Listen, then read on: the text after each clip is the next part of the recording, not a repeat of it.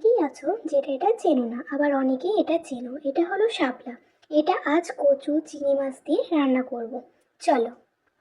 শাপলাগুলোর খোলা ছাড়িয়ে ছোট ছোট করে কেটে নিয়েছি, আর এখানে কেটে নিয়েছি কচুগুলো।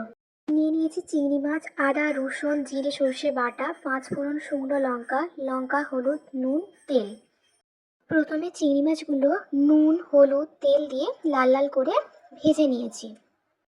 এরপর তেল নুন হলুদ লঙ্কা গুঁড়ো দিয়ে কচুগুলোকে নেড়ে চেড়ে জল দিয়ে সেদ্ধ করে নেব।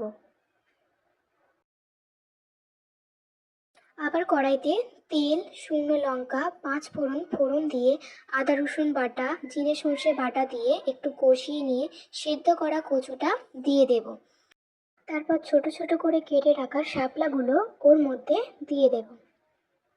ভালো করে নেড়ে চেড়ে নিয়ে সেদ্ধ হবার মতো 1 কাপ জল চিংড়ি মাছ ওপর থেকে ছড়িয়ে দিয়ে কিছুক্ষণ সেদ্ধ করে নেবে। নুনের পরিমাণটা তোমরা দেখে নেবে। সেদ্ধ করে জল শুকিয়ে নামিয়ে নিলেই রেডি আমাদের শাপলা।